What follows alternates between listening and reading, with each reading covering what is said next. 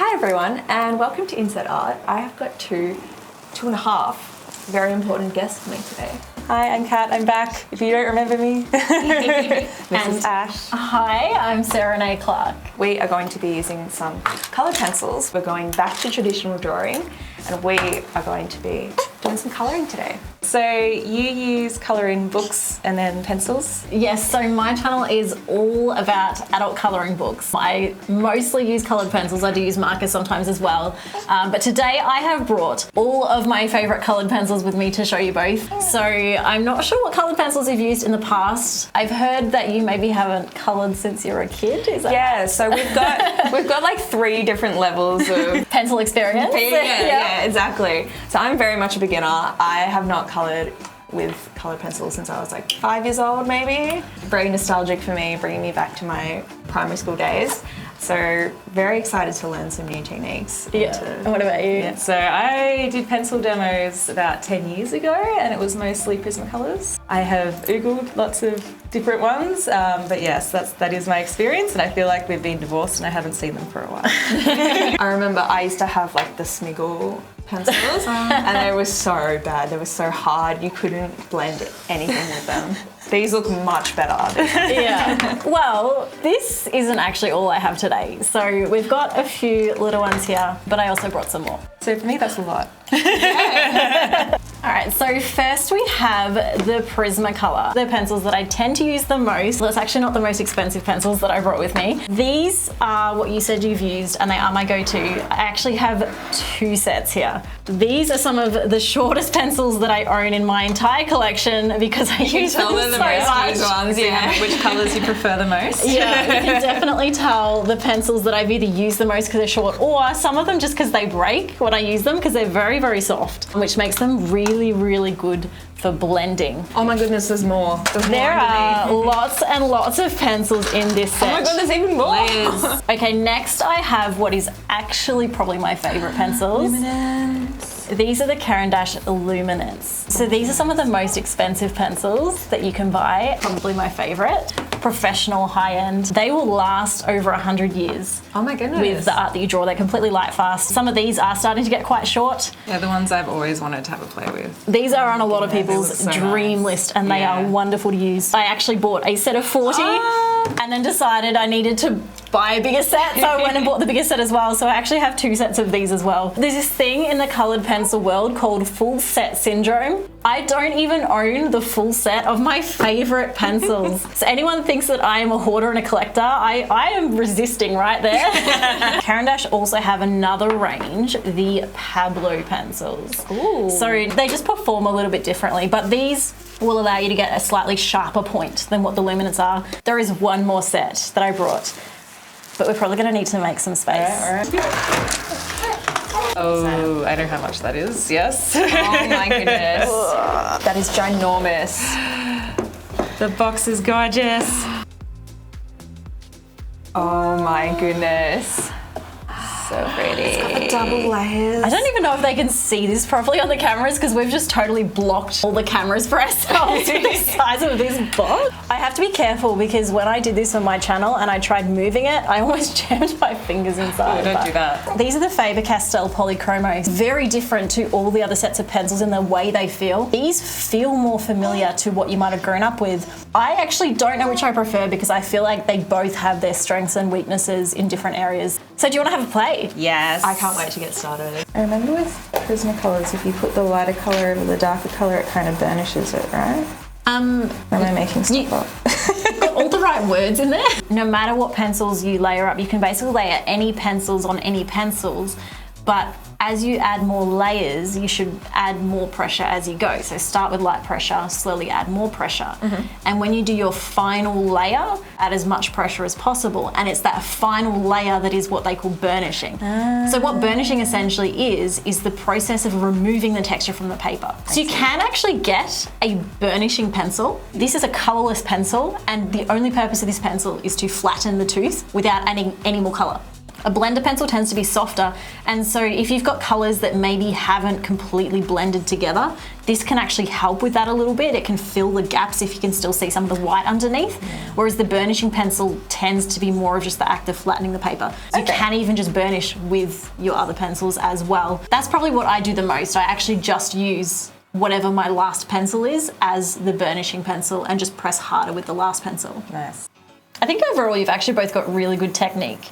You're both doing really light layers. Even the way you're holding your pencils, like holding them further back is actually a really good way to keep light layers. Hey. So that's a mistake a lot of people make at the start, is they hold the pencils really close to the tip. Yeah. And it feels like you've got more control, and that's good for lines. But if you're wanting to create even layers, holding it further back is actually a really, really good technique. That's something we do in digital painting as well. Like if you hold it too close, you'll get a really squiggly line. But if you hold it far back and you use your whole elbow to create a line, it becomes much more smoother, and like you don't I'm get keeping that in mind. There you go. I use markers, so I tend to do like this sort of blending this way. So some of these skills do transfer. Yeah. There you go. I kind of feel like I want to do circles. It's interesting that's intuitive for you. Oh. Because that is also a really good technique. Is a really good way to get an even spread on your colour as well. So in terms of actually like blending, the main way that I do that is really just an extra layer of pressure of whatever colours you're using. Or you can use the burnishing pencil, or you can use a blending pencil. I'll just show you here if we just do the top half of this. This is just basically a colourless pencil. And if you just work over the pencils you've already got, it just flattens the paper underneath. Oh wow, that's so effective. That's so satisfying. The burnisher works very similar. The blender is a little bit softer to use. Are you finding you have to push harder with that one too? Yes. Shall we have a look at some colouring books? Yes. I brought some. Oh yes. I've found some really, really nice adult colouring artists that I've brought my favourites. So I've got here a variety that you can have a look through, from Kirby Rosanes, Hannah Carlson, and Johanna Basford. These are some of my favourite books, and in here I'll show you some of the ones that I've done as well. Ooh, this one's pretty. Oh my goodness. Look at that. So most of my pages take between 5 to 10 hours, depending on the page. This is the most recent one I've done. This was with 670 green pencils. Oh my goodness. I imagine the hardest part is like doing these big, like with markers, doing like the big blocks of one colour, but it's so smooth. I think pencils are more forgiving with big sections than what markers are. Yeah. Because you can hide the streaks, you just have to be really, really patient. Yeah. It definitely takes more patience than markers in general. Every time I use markers, I'm like, oh wow, that was so quick compared to what I'm used to with pencils. So it's about a day of sorting the pencils and then a day of colouring for that one. So we've all picked our books now, and I think we're really excited to jump in and start colouring. One of the things that I have found is the best way to start any colouring page is actually to choose the colours you're going to work with first. And for this, I have a special surprise for you both. Ooh. So I have brought for each of you the colour cube. This is something that I have created to help people actually choose colours that work well together. And I have brought a set for each of you to keep, and actually for your whole team as well. Thank you so much. Thank you. And today we're going to use these, and I'll show you both how to use it, and we're going to have some fun. These look insane. They're very cool. Wow. So do you roll them like a dice or something? And that determines your colour palette? I want you to open it up and tell me how you would use this without any guidance from me, because you haven't seen this before. No, I have no idea. I haven't told you what this is. No. So open it up, have a look, and tell me what your gut tells you, because you two have been very intuitive today with this whole process. So you've got an example picture and the colours all picked out, and you've even got the hex code of each colour. That's amazing. Oh my goodness. Ooh, I like it. So I've picked a butterfly for my colouring page, and this one was the first one that I picked, which I think is kind of perfect, except there is a black and a grey in there, which I'm kind of want to go a bit more colourful today. So I was thinking maybe this one or this one. Definitely like warm greens, yellows, bit of pink. So I tend to be someone who breaks the rules probably more than most people who buy this, because just like everything with art, I want this to be a tool that helps people and not a tool that actually creates more restrictions. So when I colour, I don't say, okay, there's 5 colours in here, I can only use these 5 colours. I often grab like 2 colour palettes and put them together. and say, okay, I like these 5 colours, but I just want to add this extra 1 colour.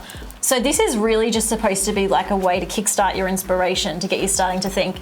It's not supposed to be like, this is the rule, this is a restriction. Otherwise, what's the point? Yeah.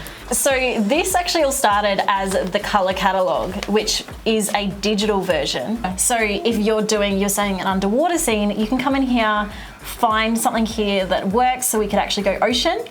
And then it will come up with all the palettes here that are ocean, and it gives you the numbers.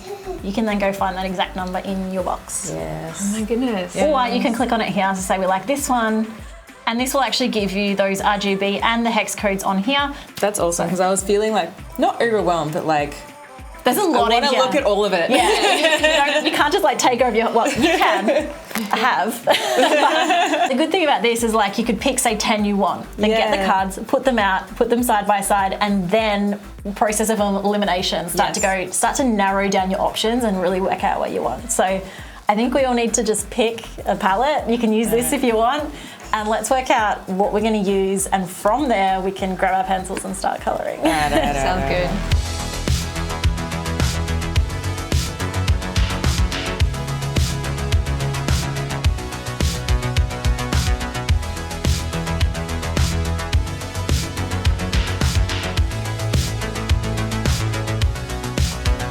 So we've all picked our cards, and we've decided to challenge ourselves to using only 1 card each. So we can only use the colours available to us on the card. I'm concerned. It was so hard to just pick one. There are so many gorgeous ones in there. So it's going to be a challenge. Let's go.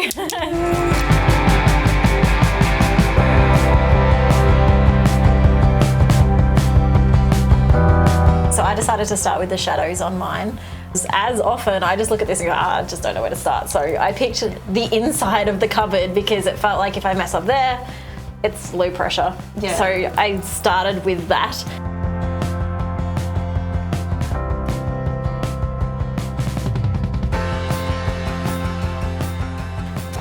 So I'm going to try and use the white painty pen now, because I feel like everything's kind of mushed together in mine and it needs some sort of contrast, I guess.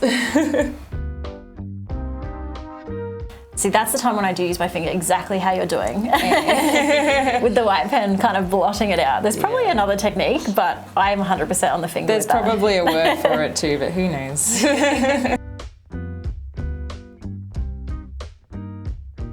I actually really like how you've chosen the green and how you've blended the dark to the light here. Ah, thank you. I really wanted to balance all the warm colours that I've used, so I was thinking this would be a fun way to add some green. I've spent so much time really doing all these shadows that I think I've kind of lost time to really finish this, and I often spend anywhere between 5 to 10 hours working on these pages. I tend to just get lost in the process, but The bits that you have done look very finished. Thank you. And I really like the ambient occlusion that you put everywhere. It gives it so much depth.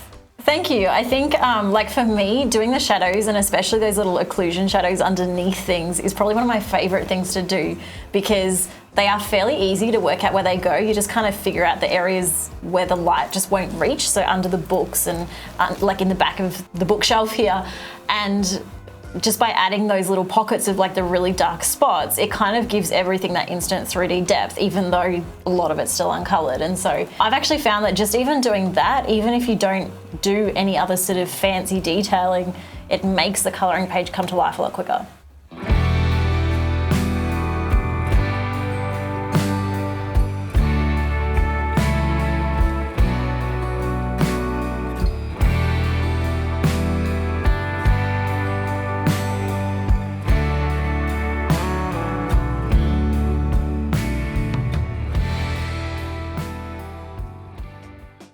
Okay, so that's all that we really have time for today.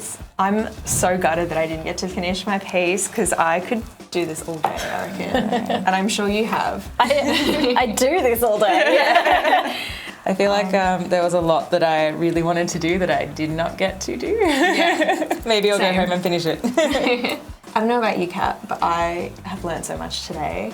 Especially just like the technique of using circular motions instead of linear motions. That has been the biggest help for me, and especially doing things like gradients, which is what I focused on today. I feel like I've learnt that I need to work a little bit more on my palette choices on where I'm using each colour. I sort of had this idea to use warm colours and cool colours separately, but then it didn't work so well for me. In saying that, I actually really like how this came together in the end. Oh, thank you. I think the colours look really good. I mean, it's hard to tell when you still got so much page left how we come together, but... And how helpful were the colour boxes? Oh my God, I love it. Oh, so easy. So a huge thank you to you, Sarah, for showing us all of your techniques and all of your for having me. tools. It's been so much fun. Bringing all your stuff in to play with. Anytime. Yeah, don't be surprised if there are like a few pencils missing after today. I will be counting. And thank you so much for bringing in the cubes. I'm going to be playing with it so much. I'm going to be using it with my markers. Absolutely. And finally, a huge, huge thank you to our Patreons for supporting us. It's Patreon, but are they Patreons or patrons? Oh, I've always said patrons.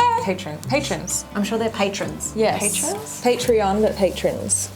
I think I say Patreons. So a huge thank you to our Patreons. Without you, we wouldn't be able to do cool stuff like this all day. So thank you so much for supporting the channel, and definitely check out Sarah's channel as well if this is the kind of stuff that you're into. Thank you.